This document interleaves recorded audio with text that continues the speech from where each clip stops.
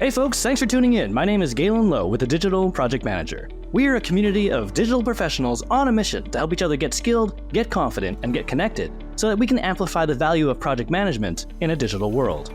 If you want to hear more about that, head on over to thedigitalprojectmanager.com/membership.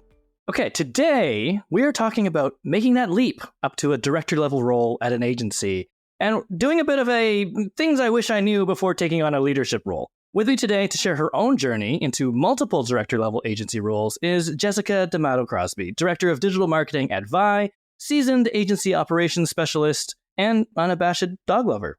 Jess, thanks for joining me here today.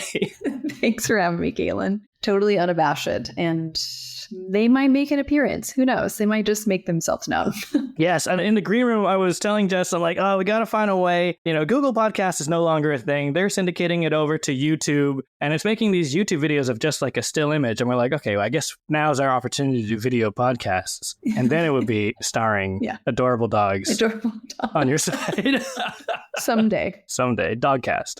So let's dive in. You have been working in the marketing and marketing agency world for a bulk of your career, and you've held a lot of different roles along the way. I was wondering, could you just take us through a quick journey of some of those roles and how they built a path to the next ones? Yeah, absolutely. Like you said, I worked with a couple of agencies in my career, and I started out as an individual contributor. I was in the weeds of paid media and all the things, and then eventually moved into more of like a generalist marketing role at the next agency I went to. And from there, just again, kind of grew in my role into that director level role, and then moved on to a little bit of an in-house role. And then I apparently can't get away from agency life and went back to agency life and found myself in the role that I am now.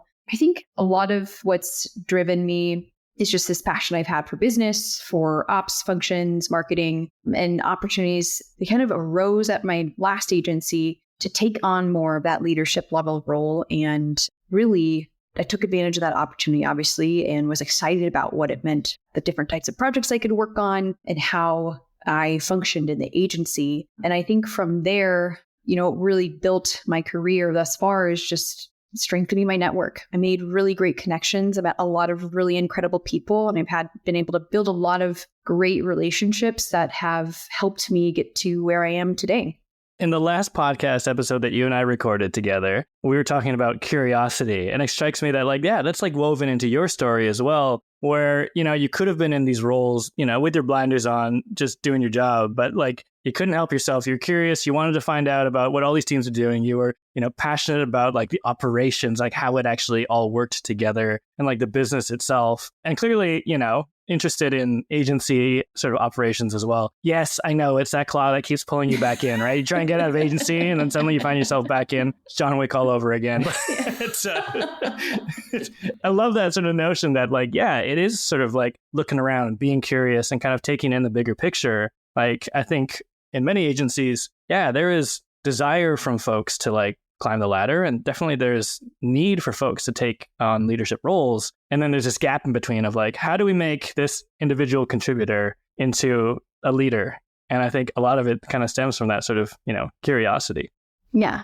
And sometimes the opportunity doesn't always present itself either. Sometimes you either accidentally find yourself in it, or you say, hey, there's this thing that I think would be really incredible for our agency. I'd love to pursue it. I'd love to do a pilot. I'd love to just learn a little bit more about it and figure out how it can, slot into what we do as an agency or continue to expand our agency. What was your first director level role? Did you chase it? Was it just handed to you? Something else? I probably inserted myself more than anything.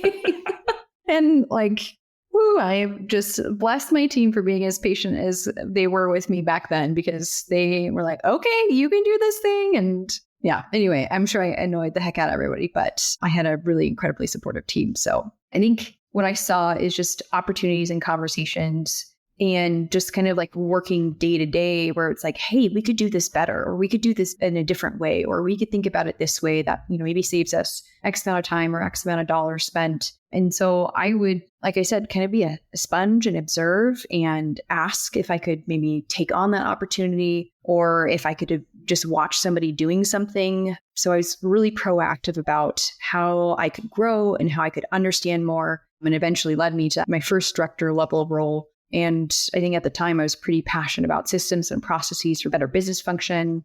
And it's kind of continued to lead me down like this pseudo ops marketing path. I like the sort of like pragmatic nature of that story because, sometimes we talk about like, doing your next job before you get the promotion or whatever. And sometimes that's very vague and unhelpful advice for a lot of folks. They're like, how do I know if I'm doing that job if I haven't done that job? And then I think there's the other side of it where folks are like, I've got ideas, but I'm going to wait until I get that promotion to like tell anybody. And like you said, sometimes those opportunities aren't handed around. Sometimes those opportunities, are not available. And meantime, you're just like waiting, like bottling up all this watershed of ideas that you will then, deliver once you get that promotion. Or, are you someone who actually just believes that, there are better ways that we can optimize the way we run and work together and run our business and, kind of be seen doing that. And yes, inserting yourself, but like actually just kind of like delivering more value or, like sticking your neck out a little bit, actually. And yeah, I mean, I know that not everyone's going to be overly excited about ambitious colleagues, right? We'll get there. But, I love that, there is this sort of notion as well of like, yeah, like who would be a good candidate for this role? And, if someone's sticking their neck out, then let's support them or at least tolerate them. Yeah.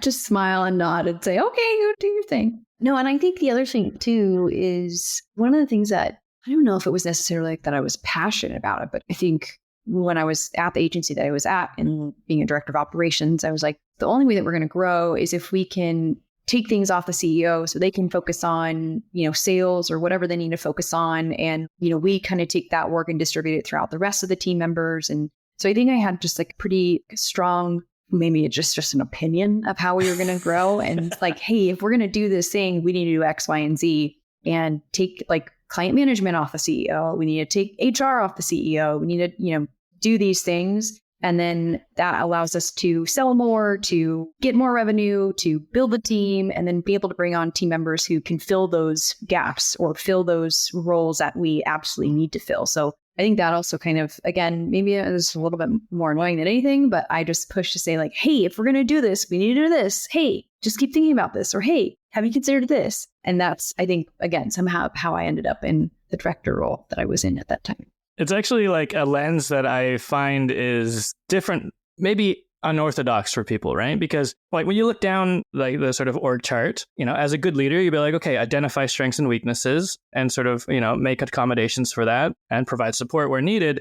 But when you look up the org chart, it doesn't always occur to people that like, yes, your leaders also have strengths and weaknesses. Your CEO has strengths and weaknesses. Yes, they are whatever at the top of the org chart, but if where they make the biggest difference is like whatever, going and on tour and doing like talking at conferences and, building those relationships and like doing the sales, then yeah, don't make them do all the other stuff that maybe they don't like, aren't good at. Like, how can we make this all sort of work? And I think that is a really interesting lens, an important lens of sort of getting to that. It's fundamentally, even like at a director level role, it's upper middle management, depending on the org chart. And you still need the perspective to look at it both ways, the folks who report to you and the folks that you report to. Absolutely. I fully agree. Talk to me about what happened when you did take that big job. You took on a director level role. What was part of that role that was kind of a surprise to you or that you kind of felt underprepared to take on? Like, what was your main source of imposter syndrome? Oh, gosh. I would say that my main source of imposter syndrome was probably everything. It's like, I'm bad at everything immediately.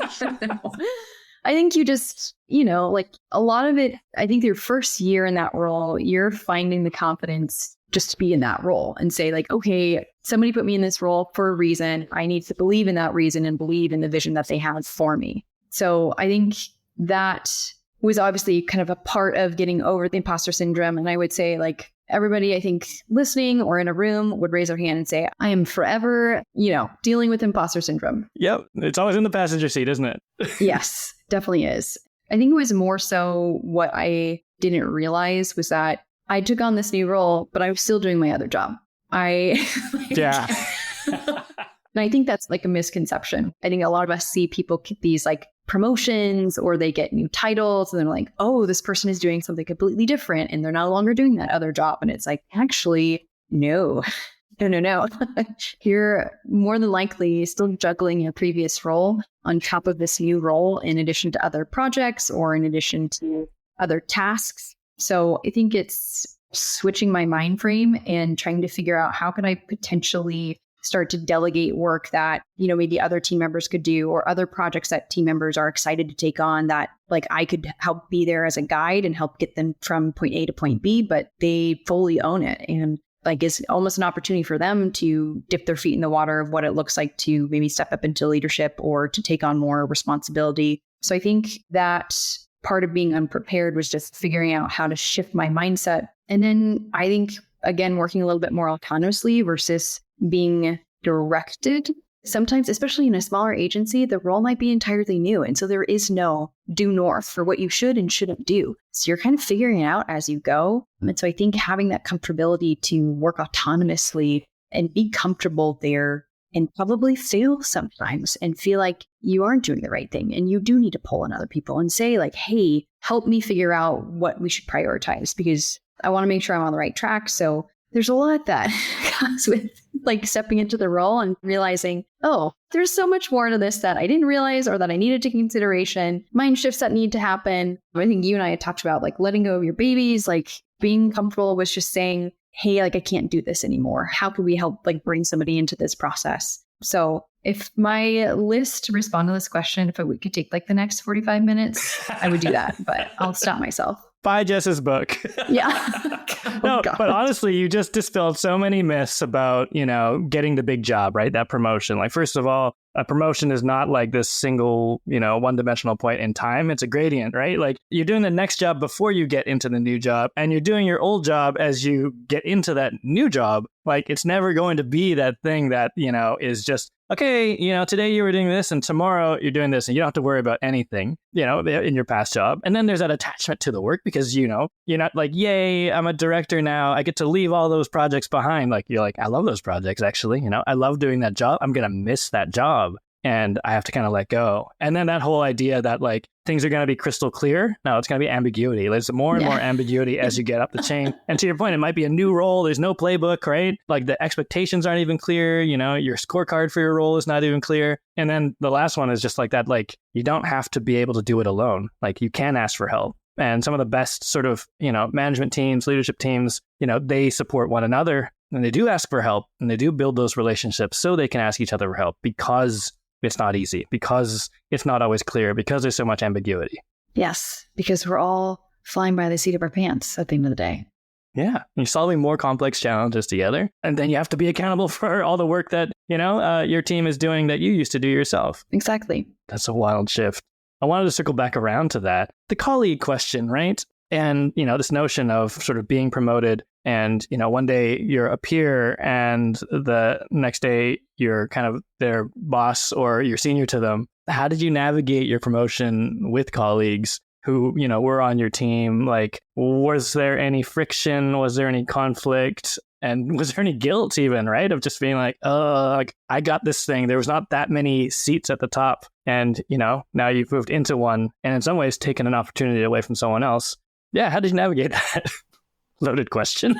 No, this is such a great question because I've seen this play out a couple of times and seen a lot of some go really well and some go not really well. And I think it's always really tough when you see coworkers who step into like promotions and they're not celebrated, because there's either internal conflict or division. I honestly was really lucky at the time. I had a great team. They were all so supportive, and like the best way that I could approach the conversation was just honestly vulnerability, saying like, hey, I know this might be weird. I want to like work through any questions that you have, or if there's ways that I can better support you. I think taking that approach to some of those conversations and just like not really trying to like ignore it, but just say, hey, like, I know this thing happened. I'm happy to talk about it. If you don't want to talk about it and you're good with it, then great. Like, but I think just opening up that door at the start of you kind of jumping into this type of role will lead to better relationships going forward too, because it shows the type of leader that you are, where you're placing your importance as you think about like what is the most important thing in your role and how you grow in that role and how you grow with the agency. So I think, like I said, I got really lucky with amazing coworkers and then just maintaining a level of honesty and vulnerability. They met me halfway, and we were able to say like, hey, maybe this thing like bugs me a little bit, but I'm cool with it. Or nope, super excited for you. I can't wait to see all the things that you do. I love that you kind of like open the door and to have the conversation, to like have, the questions asked. And I agree with you in the sense that like a lot of conflict comes about as a result of a lack of transparency, and even just being transparent about what the experience is for you, right? To do it's scary. Not all the questions have been answered. I haven't been given like this like placard that says, here's how everything's going to be. Here's what to tell your team. Like, it's all new. Like, I'm figuring it out. We're all figuring it out. We'll figure it out together. One thing I kind of like enjoy about your story too is that, yes, I know you had sort of framed earlier that like, they tolerated you and your ideas, and you kind of sort of inserting yourself, right? But also because of that, it's not like this abrupt surprise transition. And I have been in organizations where there is this sort of like abrupt promotion, and it's like not the person you'd expect. And it came out of nowhere, and that part's kind of weird. And, I'm sure it's normal, but it just feels weird. Whereas, in this journey, it's just kind of like, yeah, you know what? You could probably look at it and go, Jess was already kind of doing that. You know what I mean? Like kind of like a sort of natural progression into a role, rather than that myth of I'll do this job and then one day I'll get a promotion and stop doing that job and suddenly be doing this job. And I'll come to my team and I'll be like, I'm your boss now. You gotta do what I say, and I'm perfect, and everything's figured out and I have it all under control, and don't you question me. Yeah. That's where it can all go wrong. And I think like to your point, sometimes when larger organizations make some of those shifts, I think there are some organizations that are really good about having the conversations with team members and saying like, hey, these are the changes that we're making. Here's why. And I think when they do that, they bring the rest of the team into the conversation and into, if they have concerns, it just opens up that door for them to ask the question or to raise the concerns versus I think I've seen other companies that they don't say anything and they just say, yep, this is what we're doing. We're rolling forward. Catch up. And that I think leads to some of those situations like you're mentioning where, it is this like, why is this happening? This makes no sense. I'm very confused and I'm considering other options. So I think there is a tact about leadership promotions that brings the employees along in that journey and then therefore leads to stronger employee company relationships and less churn. I love that because so many organizations don't look at these changes as something that needs change management. And yet this is a classic example of why change management is important. And you can look at it both ways, right? Like it is sort of the responsibility of the organization, like making this change, like having a promotion occur. It's on them to sort of plan the change management and the communication around that. But also, as being the individual who is being promoted or taking on a new role, it's also like not the wrong question to ask, right? Like, how are we messaging this? Have we thought about this? What can I say? What should I say? Raising your hand if you see like friction that's going to happen and making a suggestion about how to address it. Because I've seen a lot of that being like, promotions happen. People will be fine. We'll just put it in the weekly email, to all employees. And, if you didn't get the memo, then sorry. And that should be good. It's done. Right? Classic. It was in the email. Exactly. Oh, excellent. Well, listen, to sum it all up, I thought I'd land out with one big question as a sort of actionable takeaway. But in your opinion, what makes someone a good candidate to level up to a director level role at an agency? And what can ambitious agency folks like digital project managers do to set themselves up and move towards that next big role?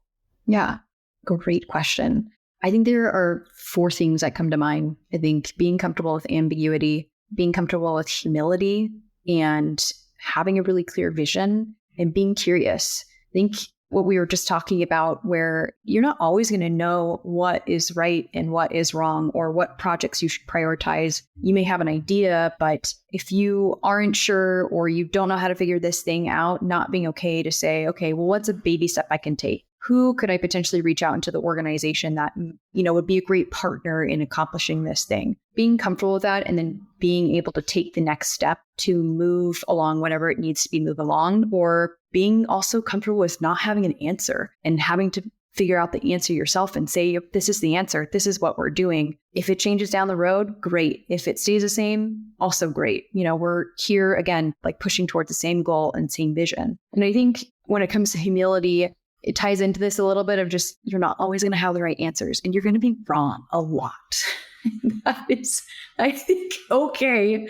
And owning some of those mistakes or owning some of that change and say, yeah, like, oh, I thought this was a great idea, but turns out it's not. It's awful. Let's change. Like, I think that will go a long way with the people that you work with, because it shows that you are comfortable recognizing when you're wrong and you're not going to die on any hills on things that maybe you shouldn't be dying on the hill for. So like showing some of that flexibility, being vulnerable, and to recognize some of your own mistakes and owning those. And I think vision is just like across the board incredibly important. I think when you start to lose vision, or when you're not quite sure about where you want to take something or where you want to go with something, you start to lose, I think, like trust from the employees that you're managing and from the leadership team that you're working on. And I think if you ever get to that point where you're not sure what the vision is, it kind of goes back to humility and having humility to say, I don't know how to create this. I don't know how to share this with the team and push it forward, and working with other collaborators on how to craft that vision that you can own and drive forward.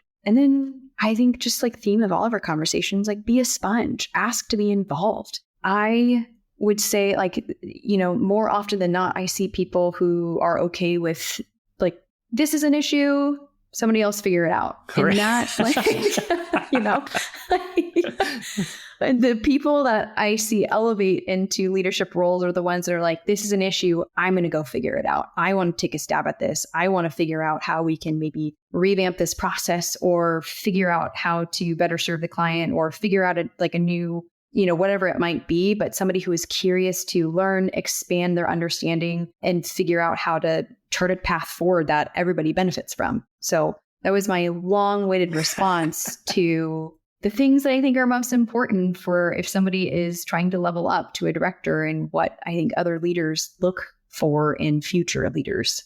Absolutely. No, I love it. I also love that notion that, you think you might screw up less as you climb into bigger roles, but you probably screw up more. Oh, gosh. Yeah.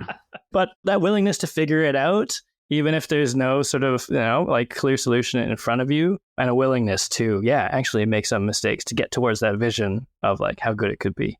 Exactly. Jess, thanks so much for spending some more time with me today on the podcast. I always love having you on the show. Likewise. Thanks for having me on the show.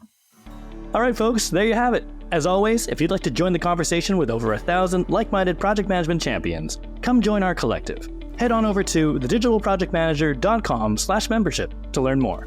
And if you like what you heard today, please subscribe and stay in touch on thedigitalprojectmanager.com. Until next time, thanks for listening.